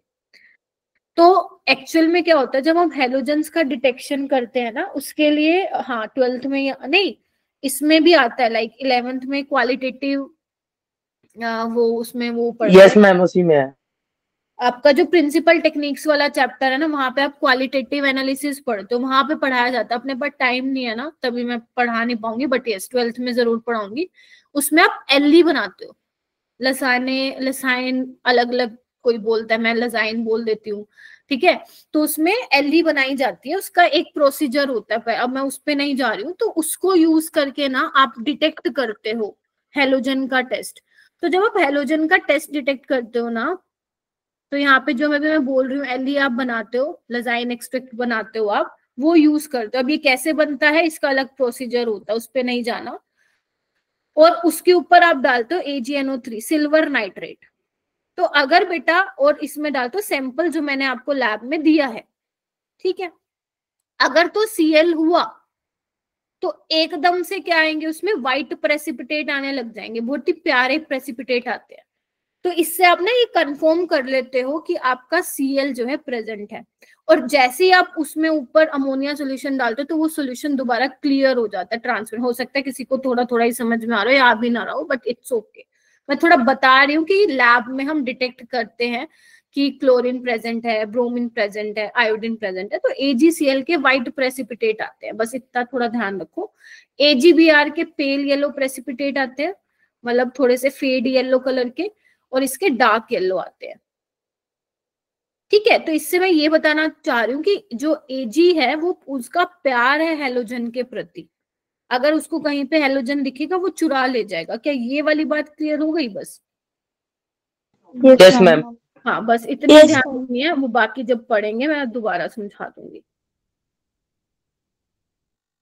देखो अब ये है, तुमने ना अब क्या किया है, अब पेपर में क्वेश्चन कैसे आएगा, वो कहेगा बेटा तुमने ना इन तीनों की रिएक्शन किससे करवाई है, AgNO3 से करवाई है, सिल्वर नाइट्रेट।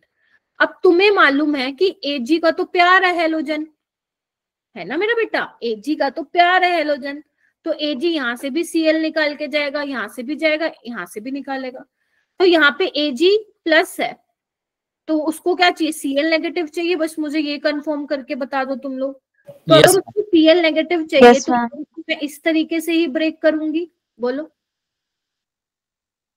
तो कैसे बन जाएगा, ध्यान से देखो, ऐसे बन जाएगा, कंफर्म करो। अगर नेगेटिव लेके जाएगा तो रिंग पे पॉजिटिव छोड़ के जाएगा ना मेरा बेटा। yes ma'am. Yes ma'am.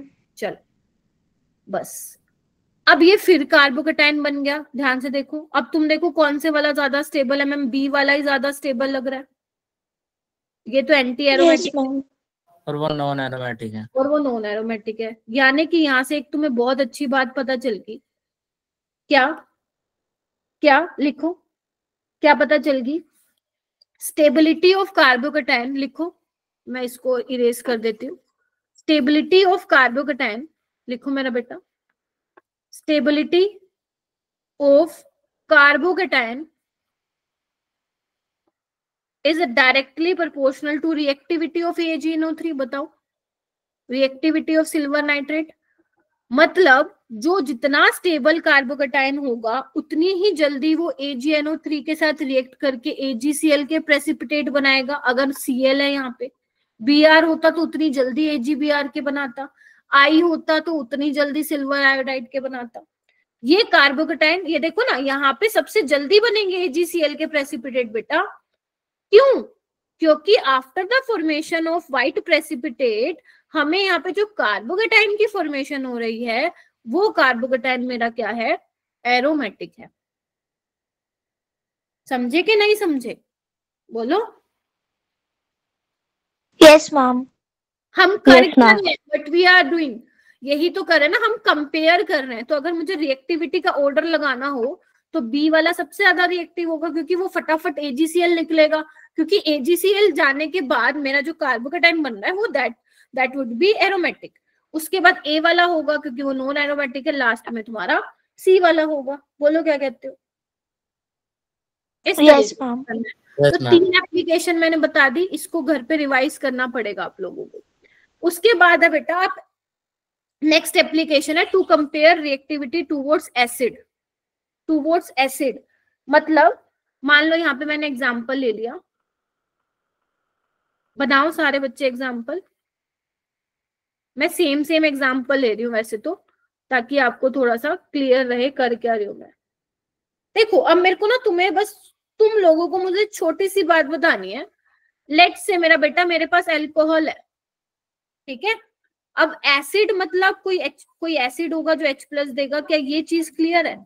मैंने कोई भी अल्कोहल ले लिया, ठीक है, कोई भी अल्कोहल ले लिया, भाई एसिड के साथ अगर वो रिएक्ट करेगा, एसिड का मतलब क्या हुआ, H+ देगा वो सॉल्यूशन में, हाँ या ना। अब तुम मुझे ये बताओ, यस मैम। हाइड्रोजन के पास पॉजिटिव चार्ज है, बेचारे के पास इलेक्ट्रॉन की कमी है, और ऑक्सीजन के पास इलेक्ट्रॉन है, तो ये देगा ना इसको, भाई तू ले ले, खुश रह, खुश रह। Yes ma'am. तो अगर ऑक्सीजन ने इलेक्ट्रॉन दिए तो ये इस तरीके से बनाएगा, और ऑक्सीजन ने क्योंकि इलेक्ट्रॉन दिए तो ये अपने ऊपर पॉजिटिव चार्ज लेके जाएगा। बोलो, थोड़ा सा समझने की कोशिश करो, हालांकि ये भी चीजें आप बाद में ही करोगे। क्या ये कॉन्सेप्ट क्लियर हुआ। इलेक्ट्रॉन डेंसिटी ऑक्सीजन के पास, इसके पास क्या है, इलेक्ट्रॉन की कमी है, तो ये कहेगा भाई मैं तेरे को देता हूँ, तू राजी रह, वो दे दिया। अब ऑक्सीजन ने दे दिया तो इस पे पॉजिटिव चार्ज आ जाएगा। बोलो क्या कहते हो,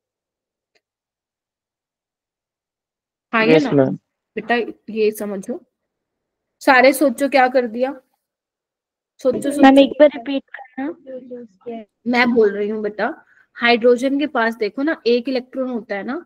अब पॉजिटिव चार्ज आने की वजह का इसका मतलब क्या है, यहाँ पे एक इलेक्ट्रॉन जो था वो भी तुम लोगों ने छीन लिया, ठीक है, मतलब ये इलेक्ट्रॉन की कमी होगी इसके पास, और ऑक्सीजन के पास इलेक्ट्रॉन है, तो ऑक्सीजन क्या कहता है, भाई मैं तेरे को दे देता हूँ, दे दिया, इसने बन गया। बोलो मैम बट ये तो अनस्टेबल हो जाएगा ना, है मतलब ज्यादा टाइम के लिए पॉजिटिव चार्ज नहीं रखता है ना ऑक्सीजन तो। हाँ, तो मैंने कब बोला रखेगा वो? पूछ रहा जैसे ही ऑक्सीजन पे पॉजिटिव चार्ज आएगा, क्योंकि मैंने तुम्हें शायद बताया भी था कभी कि अगर ऑर्गेनिक में किसी स्पीसीज पे चार्ज आ जाता है तो वो अपने चार्ज को खत्म करता है। मैंने बताया था क्या ऐसा point? Yes ma'am. Yes ma'am.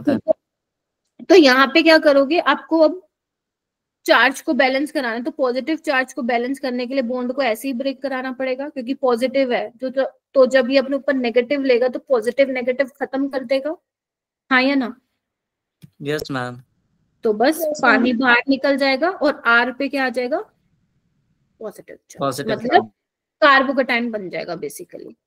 क्या कहते हो? अब आर तुम्हारा कुछ भी हो सकता है, एल्काइल ग्रुप हो सकता है। समझ में आया कैसे हुई रिएक्शन एसिड के साथ? तो बेसिकली सब में होने क्या वाला है ये एक बार लिख लो फटाफट से, फिर मैं इसको हटाऊंगी बेटा। तो यानी कि सब में होगा क्या? सब में पानी बनेगा एसिड के साथ रिएक्ट करके और सब में निकलेंगे। बोलो क्या कहते हो? Yes ma'am. तो बस अब देखो किस केस में जल्दी निकलेगा वाटर, चेक करके बताओ। टेंशन नहीं लेनी है, बहुत नई चीजें आप लोग पढ़ रहे हो, इट्स ओके। 12th में दोबारा पढ़ोगे ये सब चीजें तो नॉट अ बिग डील, बस रिवाइज जरूर कर लेना।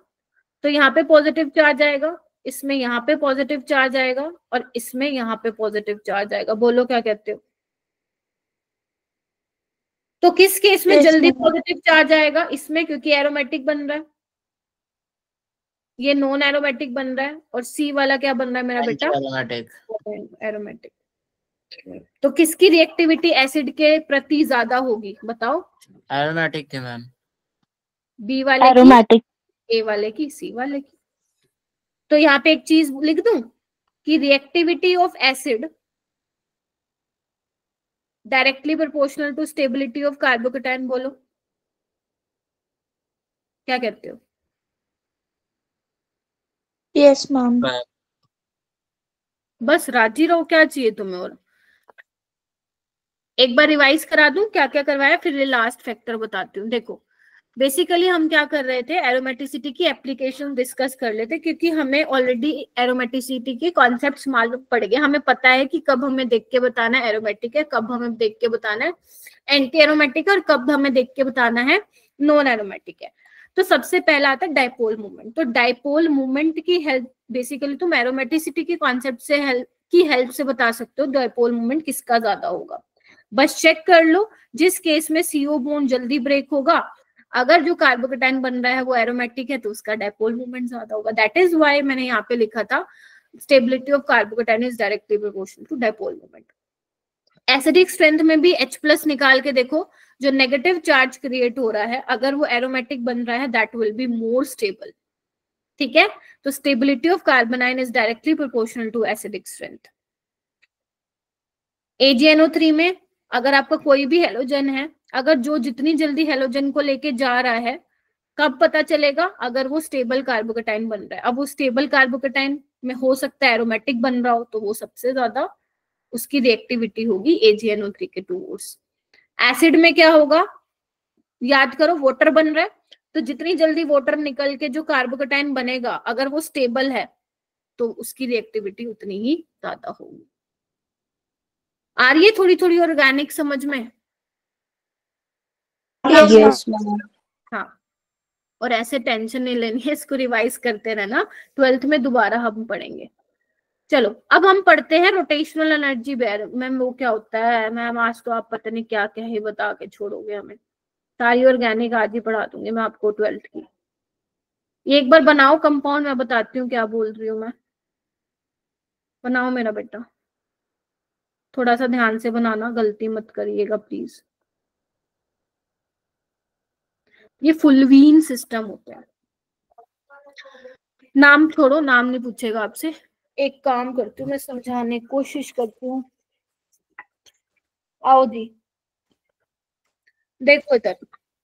अभी वैसे तुमने वो नहीं पढ़ा आइसोमेरिज्म। देखो आपको शायद मैंने कभी बताया था, जैसे मान लो ये कार्बन सिंगल बॉन्ड कार्बन है, अगर इसको एक साइड में फिक्स रखूं तो दूसरी साइड में रोटेट कर सकती हूँ ना। ये देखो दिख रहा है? Yes ma'am. Yes ma'am. तो आपने पढ़ा भी होगा सिंगल बॉन्ड के अराउंड रोटेशन फ्री होती है। लेकिन अगर मान लो मैं कार्बन डबल बॉन्ड कार्बन ले लेती हूँ, इधर देखो मेरा बेटा, दिख रहा है, ये देखो। अब आप अगर एक एंड फिक्स कर लेते और दूसरे को घुमाओगे, देखो नहीं घूम रहा, मुझे बॉन्ड तोड़ना ही पड़ेगा। ये देखो, ये देखो, है ना। अब मैं पेन यस मैम। ठीक है, यानी कि जहां पे डबल बॉन्ड आता है वहां पे रिस्ट्रिक्शन आ जाती है, तो वहां पे बॉन्ड को आप घुमा नहीं सकते हो। तो यही आपको बताना है किस केस में रोटेशनल एनर्जी बैरियर ज्यादा होगा। तो जहां पे आपको डबल बॉन्ड ब्रेक करने में बड़ी दिक्कत होगी, बड़ी तकलीफ होगी, उसका रोटेशनल एनर्जी बैरियर ज्यादा होगा। मतलब उसके लिए you have to supply high amount of energy. Yes और no? Is this concept clear? बोलो। Ma'am yes ma'am. Energy barrier क्या होता है एक बात? बैरियर मतलब होता है, बैरियर को कैसे समझाऊं? अरे बैरियर रुकावट। यस मैम, ये तो जानता हूँ। रोटेशनल तो एनर्जी, रोटेशन रोटेट करने का एनर्जी। यस, जितनी तुम्हें डबल बॉन्ड को तोड़ने के लिए ज्यादा एनर्जी देनी पड़ेगी, उतना ही उसका रोटेशनल एनर्जी बैरियर ज्यादा होगा मेरा बेटा। ठीक है, समझने की कोशिश करते हैं क्या बोल रही हूँ मैं। आओ, अब डबल बॉन्ड ये रहा, देख रहे हो, C double bond C, C double bond C, सबको दिख रहा है? ठीक है, यस मैम। तो now you have two possibility in these two cases. क्या? या तो तुम बॉन्ड को ऐसे ब्रेक करवाओ, इसको मैं ए नाम दे देती हूँ, या तुम बॉन्ड को ऐसे ब्रेक कराओ, है ना। यू हैव टू पॉसिबिलिटी ना। तो अगर तुम ए वाली साइड पे चलते हो, तो ए वाली साइड पे क्या ऐसा कुछ इमेजिन कर रहे हो क्या तुम कि मैम इलेक्ट्रॉन डेंसिटी इस पे आ जाएगी और ये ऐसे बन जाएगा, देखो। Yes ma'am. ठीक है, और अगर तुम बी वाली साइड ब्रेक कराते हो तो ध्यान से देखो,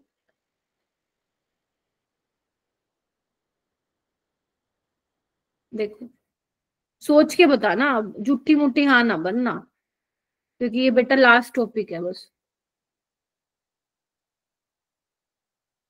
यस मैम, यही होगा। सोच के बताओ, यही होगा पॉसिबिलिटी। ठीक है, Yes, लगे हाथ Yes, इसमें ma'am. कर लेते हैं। अब इसमें भी दो पॉसिबिलिटी है, या तो ऐसे ब्रेक करवाओगे या फिर ऐसे ब्रेक करवाओगे। बनाओ फटाफट। अगर मैं ए वाली साइड चलूं तो,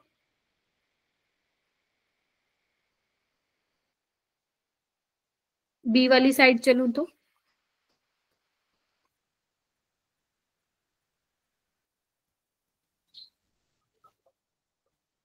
देखो एक बार, ठीक है क्या बात?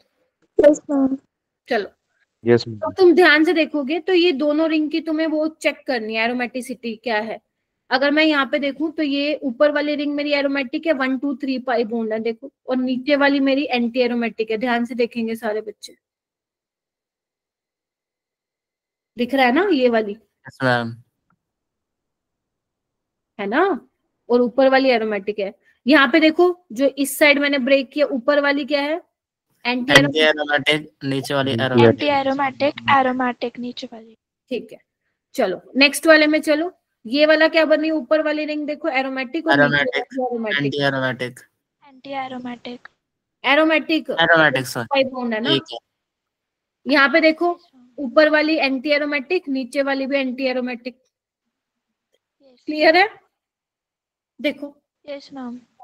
इतना सब पहले मुझे ये बताओ, इतना क्लियर हुआ कि मैंने कैसे बॉन्ड ब्रेक कराए, कैसे एरोमेटिसिटी पता लगाई। ठीक है, Yes, ma'am. Yes ma'am. अगर मैं बेटा पहले वाले कंपाउंड देखो तो मेरे पास दो ऑप्शन थे, लेकिन इसमें ना दोनों में ही one of the ring is aromatic और दूसरी रिंग एंटी एरोमेटिक बन रही है। ध्यान से देखो, ठीक है, ध्यान से देखो। तो बेटा अगर एक एरोमेटिक है, दूसरी एंटी एरोमेटिक है, तो आप उसको एंटी एरोमेटिक वाली कैटेगरी में ही कंसिडर करोगे, एरोमेटिक वाली कैटेगरी में कंसिडर नहीं करोगे। इस तरीके से हम देखते हैं इन वाले कंपाउंड्स को। ठीक है, तो मतलब मेरे पास दोनों ही, बेशक तुम ए की साइड से ब्रेक करो, बी की साइड से ब्रेक करो, मुझे एंटी एरोमेटिक ही मिल रहा है। ठीक है, लेकिन जब मैं सेकंड वाले पे जाती हूँ तो मेरे पास जो दो पॉसिबिलिटी थी, एक वाली पॉसिबिलिटी से तो मुझे एरोमेटिक ही मिल रहा है, देखो दोनों एरोमेटिक है तो पूरा मॉलिक्यूल आप एरोमेटिक कंसिडर करोगे, और दूसरे वाला एंटी एरोमेटिक है तो मुझे एंटी एरोमेटिक मिल रहा है। क्लियर हुआ? तो अगर मुझे, बोलो बोलो यहाँ तक, अगर मुझे एक भी एरोमेटिक मिल रहा है ना तो बहुत बढ़िया बात है, मैं इसको डिस्कार्ड कर दूंगी क्योंकि मुझे एक मिल चुका है ना, क्योंकि दोनों साइड ब्रेक करा सकते हो। अब तुम देख लो, जिस साइड ब्रेक करा के तुम्हें एरोमेटिक मिल रहा है तो बल्ले बल्ले, ठीक है। तो यानी कि हो क्या रहा है, अब तुम खुद सोचो किस केस में मुझे बॉन्ड को ब्रेक करने में बड़ी ही तकलीफ हुई है। इस वाले में, क्योंकि इसको मैंने ब्रेक किया तो भाई साहब मुझे एंटी एरोमेटिक मिला, है ना। तो ये डबल बॉन्ड कहेगा भाई मैं तो नहीं होना चाहता ब्रेक, क्योंकि मैं तो ब्रेक हो रहा हूं, मैं तो एंटी एरोमेटिक बन रहा हूं, मैं नहीं होना चाहता ब्रेक। बोलो क्या कहते हो। और ये वाला क्या कहेगा, भाई मैं हो जाता हूँ, मेरे को तो एरोमेटिसिटी मिल रही है। यानी कि ये बॉन्ड इजिली तुम्हें क्या करोगे, ज्यादा एनर्जी नहीं देनी पड़ेगी इसको कराने के लिए। यानी कि इसका रोटेशन एनर्जी बैरियर कम होगा। यस और नो, थोड़ा सोचो, आसान कॉन्सेप्ट है। और इसका रोटेशन एनर्जी बैरियर ज्यादा होगा क्योंकि भाई घूमना ही नहीं चाहता, ये टूटना ही नहीं चाहता, क्योंकि टूटने से एंटी एरोमेटिक बना हुआ कहेगा भाई मैं ऐसे ही ठीक हूं। तो इसका रोटेशन एनर्जी बैरियर ज्यादा होगा। बोलो क्या कहते हो। Yes ma'am. आया। ऐसा नहीं है कि अभी तो आ जाएगा कल भूल जाओगे, तो रिवाइज कर लेना थोड़ा थोड़ा टाइम पे। क्या किया मैंने, फिर से सुनो। जब भी क्वेश्चन आएगा रोटेशन एनर्जी बैरियर को, इस तरीके के सिस्टम्स को फुलवीन सिस्टम बोलते हैं बेसिकली। तो आपको ये देखना है, डबल बॉन्ड अगर ब्रेक नहीं होना चाहेगा उस केस में रोटेशन एनर्जी बैरियर ज्यादा होगा, है ना। ज्यादा एनर्जी देनी पड़ेगी तुम्हें रोटेट करने के लिए। तो तुम कैसे चेक करोगे, जो भी पॉसिबिलिटी है चेक करना। अगर एरोमेटिक स्पीसीज बन रही है तो वो होना चाहेगा ब्रेक, और अगर एंटी एरोमेटिक मिल रहा है तो नहीं होना चाहेगा break. As simple as that. बस, और नहीं करवाऊंगी तुम्हें, और तुम्हें नहीं डराऊंगी ऑर्गेनिक से, ठीक है। तो इतना ही था आज के लिए, ठीक है। अब जल्दी जल्दी ये क्वेश्चन कर दो फटाफट से। Which of the following molecule in pure form are unstable at room temperature. चलो, अनस्टेबल कौन होगा रूम टेम्परेचर पे, चेक करो। ABCD, ABCD EFGHIJ, जल्दी से कर दो, टाइम हो चुका है।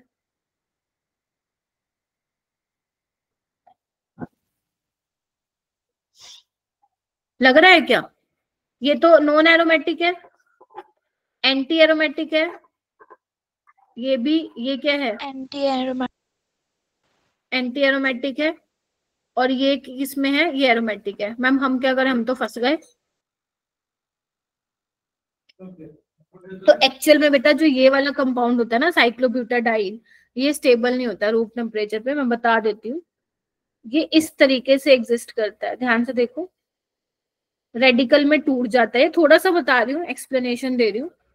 तो होता क्या है, इस तरीके से देखो, और ये अपने किसी और मॉलिक्यूल के साथ क्या कर देता है, रिएक्ट कर देता है इस तरीके से। देखो, देख रहे हो, ये ऐसे बन जाता है। ये पहले ये एंटी एरोमेटिक था, अभी देखो ये एरोमेटिक तो नहीं बना, बट यस ये नॉन एरोमेटिक बन गया। And we know very well कि non aromatic is more stable than anti aromatic. तो इसीलिए जो ये वाला सिस्टम है ना, ये रूम टेम्परेचर पे स्टेबल नहीं रहता है, ठीक है, डाइमर बना लेता है। ये मैंने पहले इसलिए नहीं बताया क्योंकि मैंने सोचा चल क्वेश्चन के थ्रू तुम्हें लोगों को बता दूंगी। ये वाला करो, आपको बताना है कौन सा रेजोनेंस स्टेबलाइज्ड है। चलो ये तो कर लोगे, तो आसान है, चलो बताओ। लीस्ट रेजोनेंस स्टेबलाइज, लीस्ट सबसे कम। हाँ, सबसे कम। एंड तुम्हारा एरोमेटिसिटी खत्म। तुम्हें मिलेगा अब असाइनमेंट कल अच्छा खासा 20 क्वेश्चन का।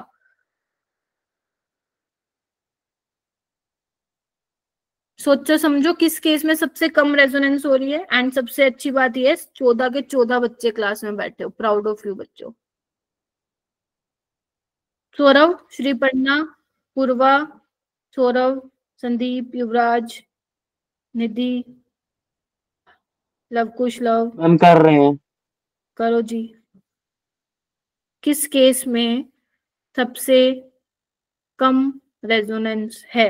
अरीशा ने ऑलरेडी हैंड रेज कर लिया है। रिया, सलोनी, संजना, पूर्वा ने भी कर लिया है, वेरी गुड।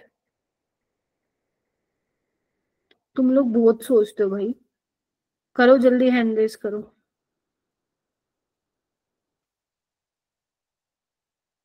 क्या लग रहा है Aftab? Sir ma'am option third. Option third में रेजोनेंस नहीं है क्या? Arisha? Ma'am first. First. Purva? First. First. Saloni, Sriparna, क्या लग रहा है? Ma'am first. अलीशा? ठीक है, फर्स्ट ही होगा। देखो ना यहाँ पे रेजोनेंस कहाँ हो रही है? यहाँ पे हो रही है, क्रॉस कंजुगेशन हो रही है बेसिकली यहाँ पे, और ये sp3 हाइब्रिडाइज्ड है बीच में। देखो एक कार्बन sp3 आ चुका है, क्रॉस कंजुगेशन है यहाँ पे, ध्यान से देखो।